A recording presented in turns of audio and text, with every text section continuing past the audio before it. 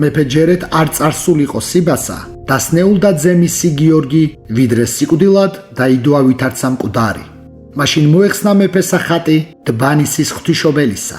წარვიდა ფერხთში შველად და მოიყვანა ხატი იგი და დასდვა ძესა თუ სა.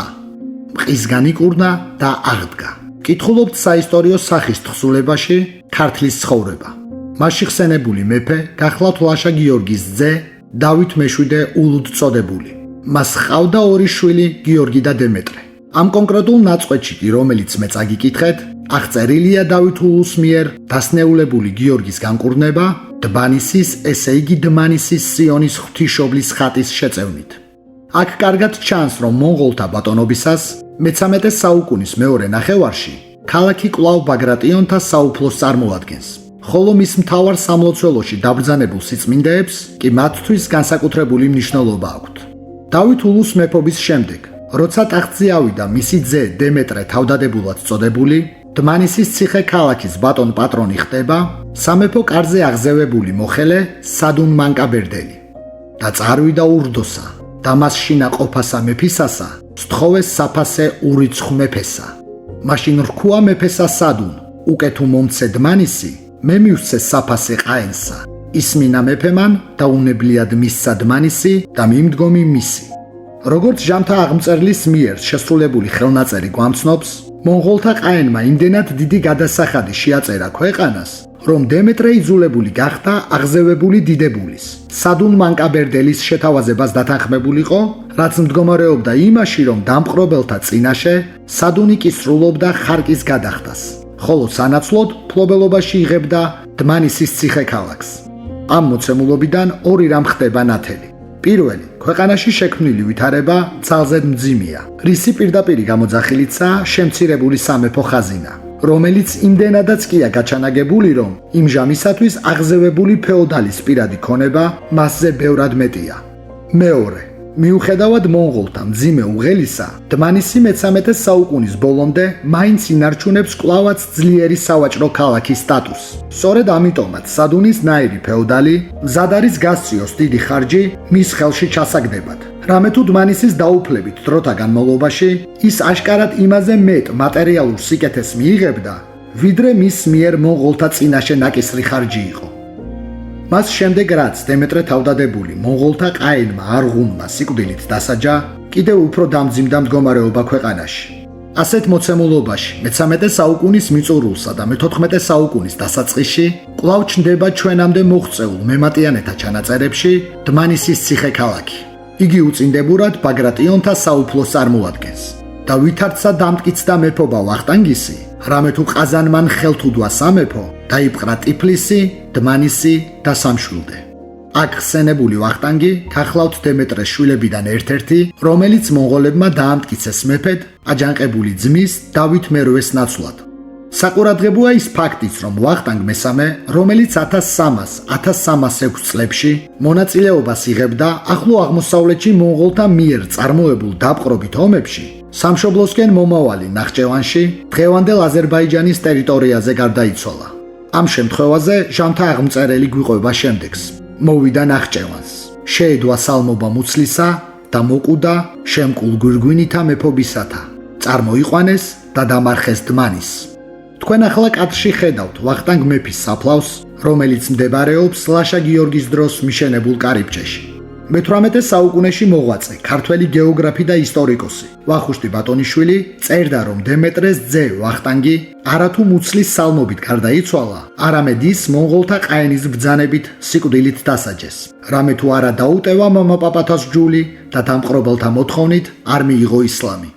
როგორც ხედავთ, ლაშა გიორგიდან მოყოლებული დმანისის ციხე-ქალაქი მის შთამომავალთა ერთ-ერთ რეზიდენციას წარმოადგენდა, თუ არ ჩავთვლით იმ გამონაკლის პერიოდს, მე-13 საუკუნის 70-იან წლებს, როდესაც აქაურობა სადუნ მანკაბერდელის ხელში იყო.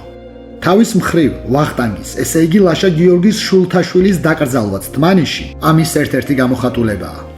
და დარჩნეს ორნი შვილი დიმიტრი და გიორგი.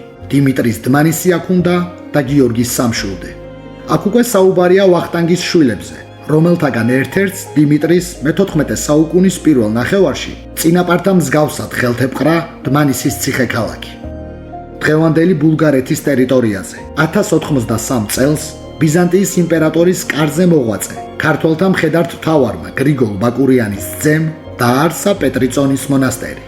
აქ დასვენებული ღვთისმშობლის ხატის წარწერაში, რომელიც თარიღდება 1311 წლით, მოხსენიებულია სწორედ ზემოთხსენებული დიმიტრი მეფის ტიტულით. იგი ერთიან ფეოდალურ საქართველოს მონარქს არასდროს წარმოადგენდა, მაგრამ ბაგრატიონის ამ ტიტულატურით მოხსენიება აიხსნება იმით, რომ მისი მოღვაწეობის პერიოდში ქალაქი დმანისი თავისი შემოგარენით დიმიტრის საუფლისულო პროვინციას წარმოადგენდა. ამ ამბებიდან დაახლოებით 2 საუკუნე. ჩვენი დღევანდელი სიუჟეტის მთავარმა ობიექტმა კიდევ იარსება როგორც სავაჭრო ფუნქციის მქონე ორი მდინარის შესართავთან მაღალ კონცხზე გალავნით გარშემორტყმულმა ქალაქმა. მაგრამ როგორც უკვე სერიის მიმდინარეობისას აღვნიშნე, მე-13 საუკუნიდან მოყოლებული ძველი ძლიერება აქაურობისა წლების სვლასთან ერთად ქრებოდა. ვახუშტი ბატონიშვილი მის ნაშრომში აღწერა სამეფოსა საქართველოსა, აწუყვე ნაქალაქარად ქცეულ დმანისზე წერდა ასეთ რამეს. აქ დასხნა ბუღა თურქმან ოსნი, მიერ ჟამითგან იყო ქალაქი მეფის სვიმონამდე და ამან წარუხნა ოსმალთა და მიერით მოუხრდა. არს ეკლესია დიდი უგუნბათო, კეთილშვენიერი, ზის ეპისკოპოსი, წყემსი ტაშირისა და დბანის ხევისა, ჰავით შვენიერი, შენობა მრავალი, აწშემუსვრილი. აწში აშენეს ყაფლანიანთა ციხესიმაგრე. ასე ახასიათებს 1696-1747 წლებში მოღვაწე ვახუშტი ერთ დროს ძლევამოსილ სავაჭრო ქალაქს. როგორც ხედავთ, მე-18 საუკუნისათვის ის ქვემო ქართლის მფლობელ ბარათაშვილთა დიდი ოჯახის ერთ-ერთ განაყარს ყაფლანიშვილ ორბელიშვილებს იგივე ორბელიანებს ეკუთვნით. და ის არათუ ქალაქს, არამედ მხოლოდღა სტრატეგიულ ნაგებობას, ესე იგი ციხესიმაგრეს წარმოადგენს. დმანისის, როგორც ქალაქის არსებობის უკანასკნელ პერიოდად, ვახუშტი ასახელებს ქართლის მეფის სიმონის მეფობის ხანას. კვალად შემოიყარნა სპანი ქართველთანი და იყო მაშინ ათაბაგიცა მანუჩარ, სიძე მის თანა. წარვიდა და მიადგა ციხესა დმანისისასა, რამე თუ მაშინ ოსმალთა ძლიერად ეპყრათ დმანისი და ციხეცა დმანისისა. ხოლო აიღო ციხე და დაიპყრა დმანისხევი და გარემონი ადგილნი, რომელ ეპყრათ ოსმალთა.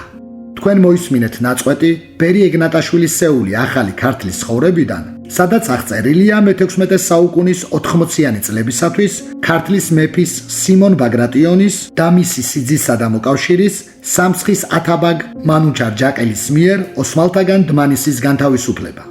ისტორიული ეპიზოდები ქართლის არაერთ წინამდებარე სიუჟეტში მაქვს განხილული სიმონ მეფისა და ქართლში შემოჭრილ თურქთა დაპირისპირებები. მაგრამ ვინც არიცით, მოკლედ გეტყვით, რომ მე-16 საუკუნის მეორე ნახევრიდან კიდევ უფრო ინტენსიური სახე მიიღო ორი ურჩხულის, ოსმალეთისა და ირანის იმპერიათა ჩვენს მიწაზე ლაშქრობებმა. ამავე საუკუნის 70-იანი წლებიდან უპირატესობა ოსმალთა მხარეს გადავიდა, რა დროსაც მათ დაიკავეს ქვეყნის არაერთი სტრატეგიული ნაგებობა. სწორედ ასე მოხდა ოსმალთა მფლობელობაში დმანისიც, რომელიც იმ დროს მართალია დამცრობილ, მაგრამ ჯერ კიდევ ციხე ქალაქს წარმოადგენდა. მე-16 საუკუნის მიწურულს, რაც სიმონ მეფე ირანში გატარებული 9 წლიანი პატიმრობის შემდეგ ქართლის სამეფოს დაუბრუნდა, იგი არაერთხელ შეებრძოლა აქ მდგარ თურქულ გარნიზონს. გარკვეულ შემთხვევებში მეფე წარმატებასაც აღწევდა და ამის მაგალითი ზევით უკვე მოგიყვანეთ. მაგრამ მთლიანობაში ოსმალურმა ექსპანსიამ და გაუთავებელმა ომებმა გამოიწვია ის, რომ დმანისი მე-16 საუკუნის ბოლოსთვის ერთხელ და სამუდამოდ გაქრა როგორც სავაჭრო ციხე ქალაქი. ის არსებობას განაგრძობდა მხოლოდ და მხოლოდ როგორც სტრატეგიული ადგილი. ხოლო ვისაც ის ხელთ ეპყრა, ხეობასაც სწორედ ისაკონტროლებდა. ამიტომაც მას ყიზილბაში და ოსმალო მეპატრონეები მომდევნო მე-17 საუკუნეში არაერთი ჰყავდა. მაგალითად 1604-1605 წლებში ქართველთ მოძულე შაჰ-აბას პირველმა დმანისის ციხიდან განდევნა ოსმალური გარნიზონი და მის ნაცვლად აქ ყიზილბაშები ჩააყენა. თუ აქამდე საუკუნეების განმავლობაში დმანისის კედლებს მიღმა, ხელოსნების, ვაჭრებისა და წარჩინებული ფენის წარმომადგენელთა ხმა ისმოდა, მე-16-მე-17 საუკუნეებში ეს ყველაფერი თურქმანული მოდგმის, იარაღ-ასხმულმა მეომრებმა შეცვალეს, რომლებიც აქ ხან ყიზილბაშური ირანის, ხანაც კი ოსმალური თურქეთის დროშის ქვეშ იდგნენ. ამასთან ერთად მე-18 საუკუნის პირველ ნახევარში დმანისს აქტიურად სტუმრობდნენ ჩრდილო კავკასიელთა მარბიელი რაზმები, რომლებიც ჩვენი ისტორიის ფურცლებზე ჩაწერილნი არიან ლეკთა სახელით. ლეკიანობისას არაერთხელ მომხდარა დმანისის ციხისა და მისი შიდა ტერიტორიის დარბევა. მიუხედავად ასეთი მძიმე პერიოდებისა, ამ ყველაფრის პარალელურად აქაურობას შეძლების დაგვარად მაინც პატრონობდნენ ორბელიანები, რომლებიც აქ აქტიურად ჩნდებიან მე-17 ბოლოსა და მე-18 საუკუნის დასაწყისში. მათთან ერთად დმანისის ნაქალაქარში ეპისკოპოსიც ჩანს. თქვენ ახლა კადრში ხედავთ ნაგებობას, რომელიც ნაქალაქარში მდგომ სასულიერო ფუნქციის მქონე შენობათა შორის ერთ-ერთი ყველაზე გვიანდელია. ეს კვადრატული გეგმის ორსართულიანი კოშკი წინათ სამრეკლოს ფუნქციას ითავსებდა. მის შესასვლელ კარზე დღემდეა შემონახული დიდრონი ასომთავრული ასოებით შესრულებული წარწერის ნაწყვეტი და სიმრავლითა ცოდვათა ჩვენთა. სამრეკლოსგან ოდნავ მოშორებით დგას დარბაზული სტილის წმინდა მარინეს სახელობის სამლოცველო. მასეთ დატანილი რელიეფური წარწერის თანახმად ის მე-18 საუკუნის დასაწყისში აღუდგენია და განუახლებია ბატონიშვილის მარიამის გამდელს ვინმე ისახარს. მეცოდვილმან ბატონის შვილის მარიამის გამდელმან ისახარ განვაახლე დაქცეული საყდარი ესე წმიდის მარინისა ცოდვათა ჩვენთა შესანდობლად და ბატონთა ჩვენთა შესანდობლად. საფიქრებელია, რომ სამლოცველოს მაშენებლის ისახარის აღსაზრდელი მარიამ ბატონიშვილი უნდა ყოფილიყო ორბელიანთა გვარის წარმომადგენელი. რამე თუ როგორც უკვე სიუჟეტის მიმდინარეობისას გითხარით, აქაურობის ბატონებს გვიანი შუა საუკუნეების შემდგომ პერიოდში ორბელიანთა ოჯახი წარმოადგენდა. ასევე ექვთიმე თაყაიშვილი, რომელიც აქაურობას სტუბრობდა მე-20 საუკუნის დასაწყისში, წერდა, რომ დმანისის თავი ეკლესია, ესე იგი სიონი, ბოლო დროს გამოყენებული ყოფილა ორბელიანთა საძვალედ. ზურაბი, პაპუა, ფარსადანი, სულხანი და რამაზ ორბელიანები ეს დმანიში დაკრძალულ დიდგვაროვანთა ის არასრული ჩამონათვალია, რომელთა საფლავის ქვებიც თაყაიშვილმა გაშიფრა. ჩამოთვლილ პირთა გარდაცვალების პერიოდი მერყეობს 1709 წლიდან 1759 წლამდე. ასევე ექვთიმეს შეუსწავლია ეკლესიის დასავლეთ კარიბჭეში არსებული კიდევ ერთი საფლავი, რომელიც ეკუთვნოდა დმანისის ეპისკოპოსს. სამწუხაროდ მოღვაწეობის პერიოდიცა და ვინაობაც უცნობია. საჭეთა მპყრობელი დიდი საეკლესიისა დმანისისა. ამავდროულად დმანისის ციხესთან და მის კედლებს მიღმა არსებულ დასახლებასთან არის კავშირში ორბელიანთა ოჯახის გამოჩენილი წარმომადგენელი სულხან საბა. მან ბავშვობა თავის ძმებთან ერთად ტანძიაში გაატარა, ხოლო ზრდასრულ ასაკში კი რაღაც დროით დმანისში ცხოვრობდა.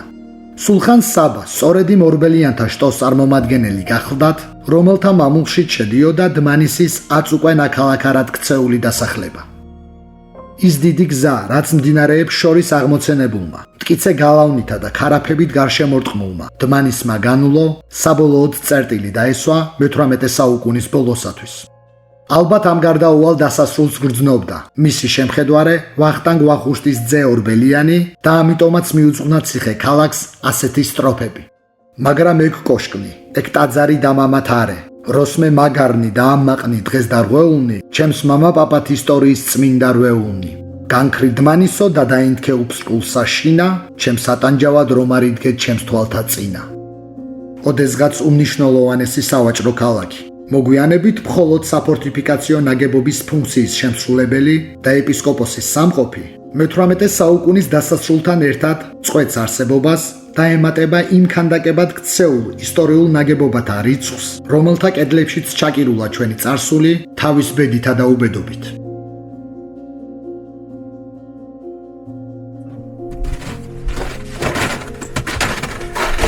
ასე ამგვარად დღევანდელი სერიაც დასრულდა, რაც ნიშნავს იმას, რომ გემშვიდობებით მომდევნო სამშაბათამდე და შევხვდებით ტრადიციულად საღამოს 6 საათზე ახალი ისტორიული სიუჟეტით. აუცილებლად გამოიწერეთ ჩვენი არხი, რომ არ გამოგჩეთ ჩვენი ისტორიული ვიდეოები. დროებით!